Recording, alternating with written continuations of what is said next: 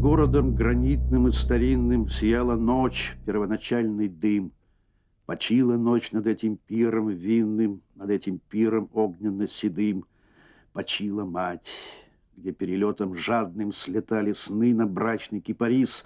Она струилась в царстве семиградном, в сиянии ледяных и темных рис. И сын ее, но мудрости могильной вкусивший тлен и радость звонких жал, я трепетал, могущий и бессильный, я трепетал и пел, и трепетал. Граф Василий Алексеевич Комаровский. Сегодня это имя прочно забыто. Его недолгая жизнь связана с серебряным веком русской культуры. Потомок старинного дворянского рода, поэт, писатель, историк искусства. Он был одним из тех необыкновенных людей, в судьбе и творчестве которых мы видим отблеск того прекрасного ушедшего времени конца века. Многие свои произведения он подписывал псевдонимом «Инцитатус».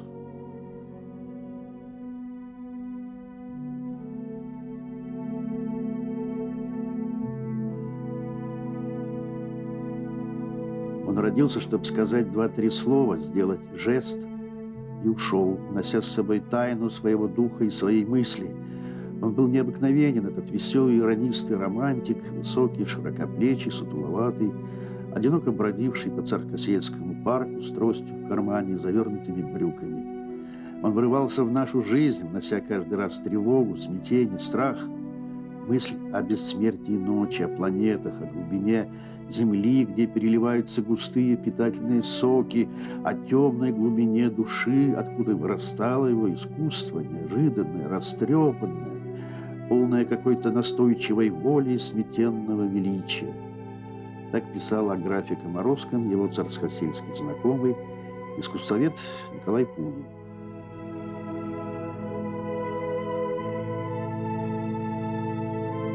Граф Василий Алексеевич Комаровский родился в Москве 21 марта 1881 года.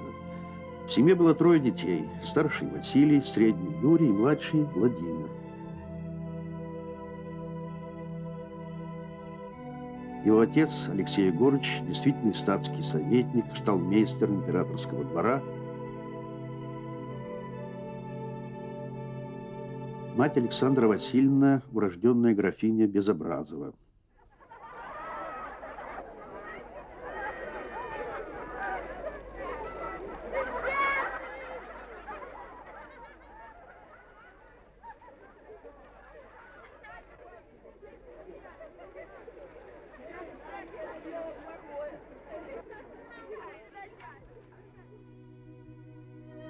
Детство Василия Алексеевича связано с Тамбовской губернией, с имением Ракша, принадлежавшим дедушке графу Василию Григорьевичу Безобразову.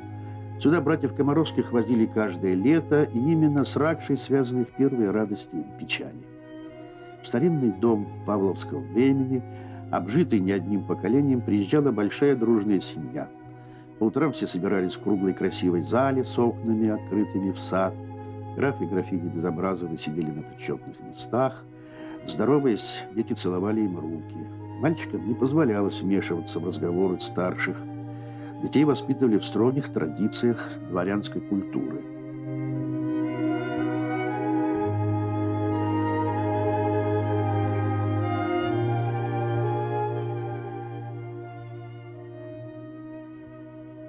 Это были черноземные полустепные места, где жизнь текла неспешно среди полей и лесов, полная устоявшихся обычаев и покоя. Тропинка тянется через мохнатый луг и носится кругом пьянящим сердце дух, и вьются облака, набухшие вереницей над белой церковью и белою больницей. Но немало было и развлечений. Для детей выписан из Москвы крокет, подобраны верховые лошади, торжественно праздновали именины. День начинался в церкви обедней с молебным и заканчивался иллюминацией и фейерверком.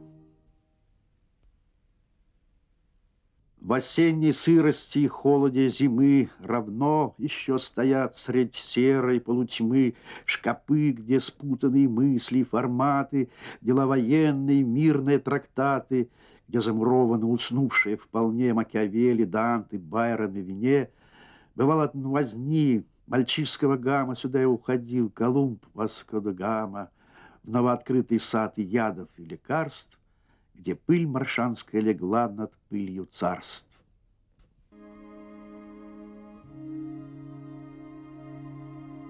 Комаровский – старинный дворянский род. Он впервые упоминается в 1626 году.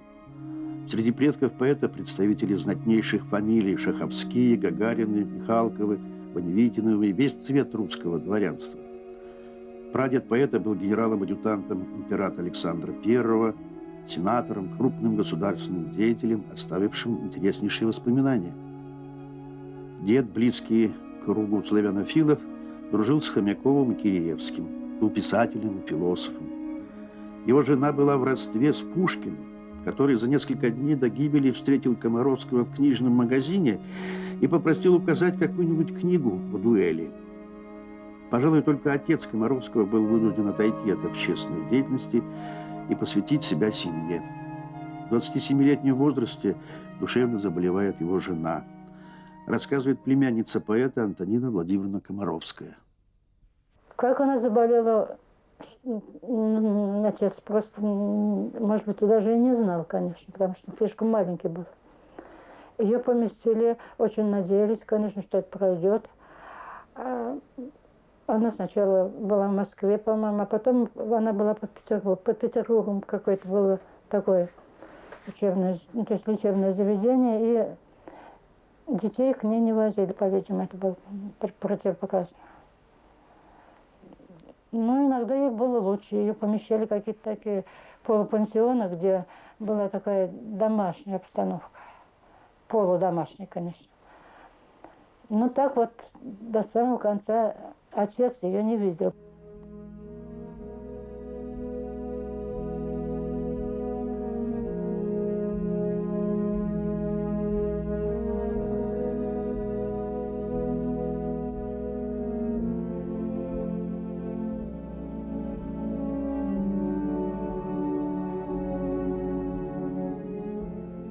Горечи не превозмочь, ты по земле уже ходила, и темным путником ко мне стучалась ночь, водою мертвою поила.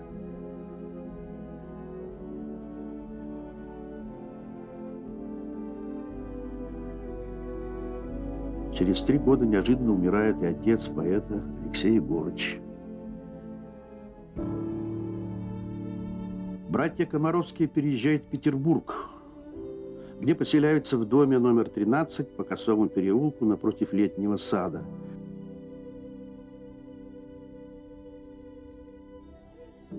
Опеку над братьями берет тетка Любовь Егоровна Комаровская. С нею проживет Василий Алексеевич до самой своей смерти.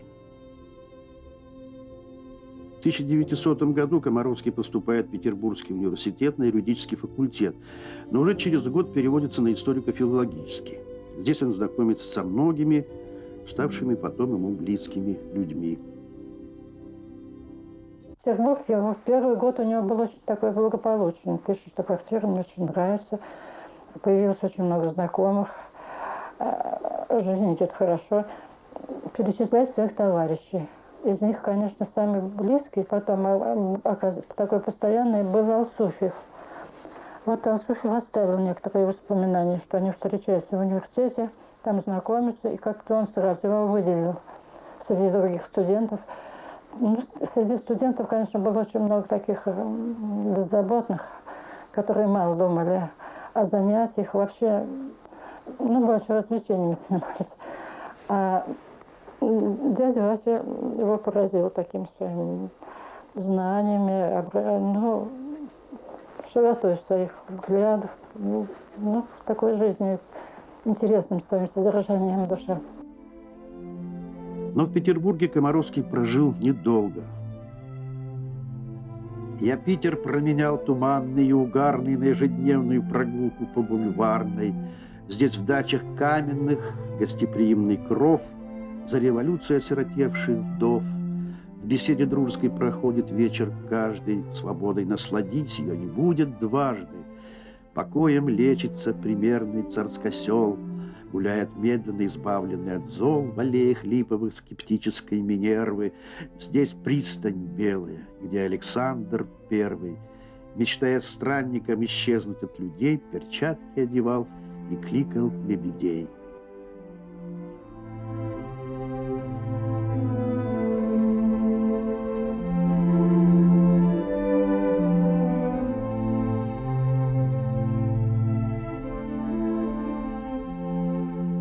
Время переселения в Царское Село 1902-1903 годы. Здесь Василий Алексеевич и его тетка Любовь Егоровна снимали довольно скромную квартиру на Магазинной улице в доме Палкина.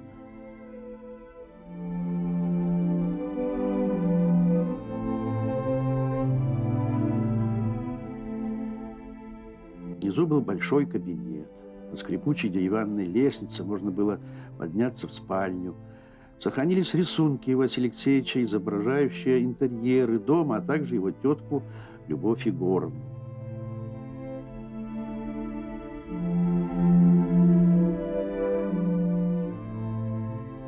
Годы, проведенные в Царском, наиболее активное и плодотворное время в жизни Комаровского. Здесь написана большая часть его стихотворений, повесть из римской истории Сабинула, роман «Дом Цусимы». О романе этом, к сожалению, утраченном известно очень мало. Сам Василий Алексеевич его никому не читал. Николай Пунин, знавший о существовании романа, просил однажды прочесть из него хотя бы абзац, но безуспешно. «Не могу», — говорил Комаровский, — «я не хочу ссориться с династией». В том же доме Палкина жила семья барона Тауга. Ему посвятил Комаровский одно из лучших своих стихотворений «Охота». Князь-епископ сегодня горцует, свита скачет на пегих конях, в соснах бешено ветер танцует, бегло вьется в густых сединах. Всюду эта глубокая осень к бурым сизым лесам прилегла, где склубились у северных сосен дым и темная сырость и мгла, и смеется, и полнится лаем воздух влажно-соленый окрест, и в тумане едва замечаем на соборе сияющий крест. Горделивая скачет охота, где недавние сжатые овсы, князь-епископ, сегодня забота только эти веселые псы. Здесь, в Царском Селе, Василий Комаровский познакомился с семьей Кордовских, художником Дмитрием Николаевичем и его женой, тоже художницей, Ольгой Людвиговной Деловоз-Кордовской. Совершая свои обычные прогулки по Царскому, Василий Алексеевич заходил к ним иногда без предупреждения. С Кордовским большая была такая дружба и постоянное общение. И там вот он познакомился с Гумилевым и Ахматовой. У Кордовских? У Кордовских. В это время как раз в каком-то году, я уж не помню, Кордовский, нет, Деловоз Кордовская, жена его, писала портрет Ахматовой, красивый такой портрет. И потом она же писала портрет Гумилева. И дядя Вася поэтому говорил, что да-да, он очень похож, у него такая же журавлиная шея. Немножко какой-то был у него, чуть-чуть посмеялся над ним, потому что Гумилев был очень самоуверенный человек, и всех учил, и его тоже. А он до какой-то степени критиковал это немножко.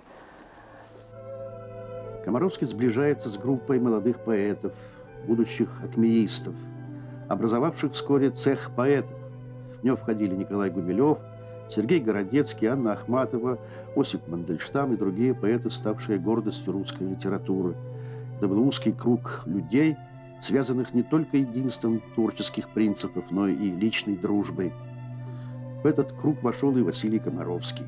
Он становится другом Анны Ахматовой. Впрочем, злые языки утверждали, что это была не только дружба. Во всяком случае, Комаровскому Ахматова посвящает прекрасные стихи. «Какие странные слова принес мне тихий день апреля. Ты знал, во мне еще жива страстная, страшная неделя. Я не слыхала звонов тех, что плавали в лазуре чистой. 7 дней звучал то медный смех, то звон струился серебристый. А я, закрыв лицо мое, как перед вечной разлукой, лежала и ждала ее, еще не названную мукой». Многие стихи Комаровского, возможно, навеяны дружбой с Ахматовой. Горели лето, красные цветы, вино в стекле синело хрупко, из пламенеющего кубка я пил, покуда пела ты.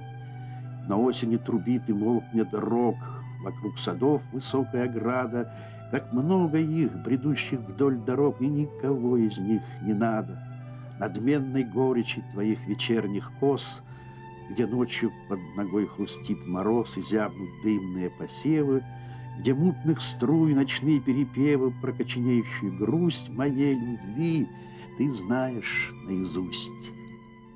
Ахматова тоже как-то, я не знаю, насколько было увлечение ею, потому что мой отец это очень решительно отрицал. Ну, такие, в общем, так сказать, вопрос трудно вникнуть, потому что это уже такая внутренняя жизнь человека.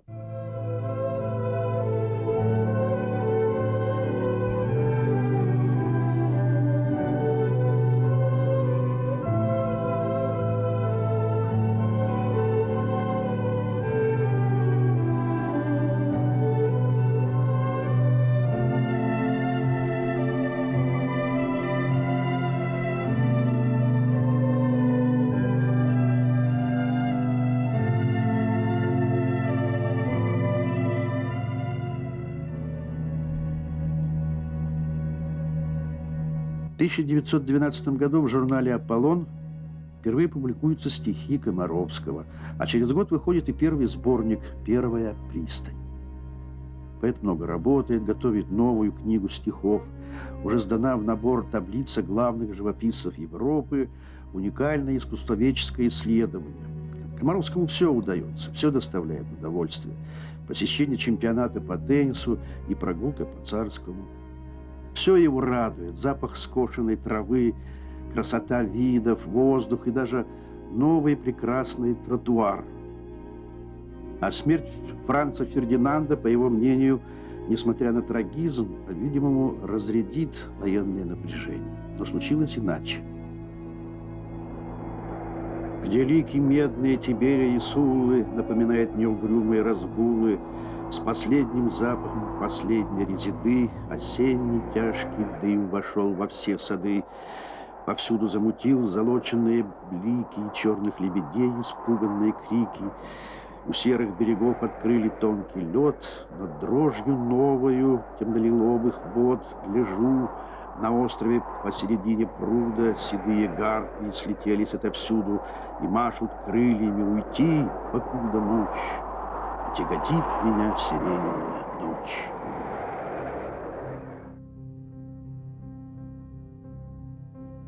Смерть в Сараево послужила поводом к началу Первой мировой войны. Через неделю после объявления Германии войны России в одном из писем Комаровский пишет о великих событиях, которые пережил Петербург. Народ, который всего 6 дней назад громил трамвайные пути, с серьезностью, гордостью и религиозностью мобилизовал все свои силы. В день объявления войны я был на манифестации на площади у Зимнего дворца. Все встали на колени, затем спели императрицы, вышедшей на балкон «Царствуй на страх врагам».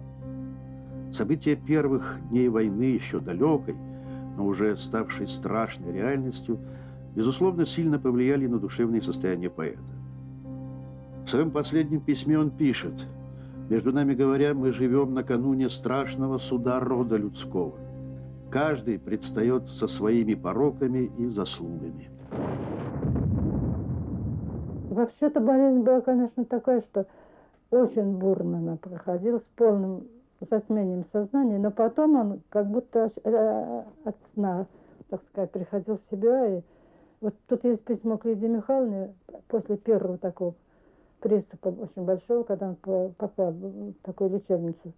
Он пишет, что я очень жалею, что доктор меня сейчас не видит, потому что когда он меня в последний раз видел, у меня сознание было не совсем ясное.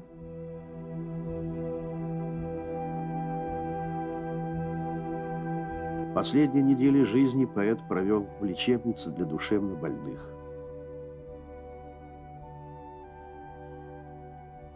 Измученный недугом, бессонницей, нервным возбуждением, он умер от сердечного приступа 8 сентября 1914 года.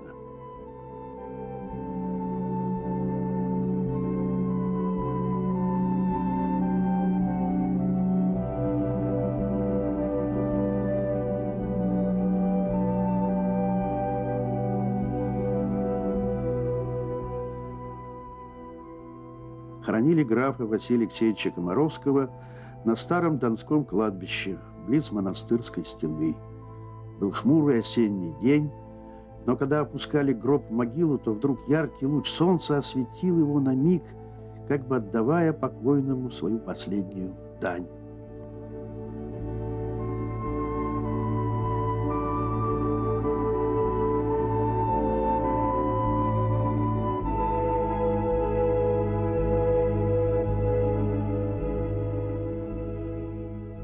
Воскресшей памятью к истлевшим именам я уходил неосторожный, померкшие поля по стертым ступеням, с душой тоскующей мешая фимиам, как с этой пылью придорожной.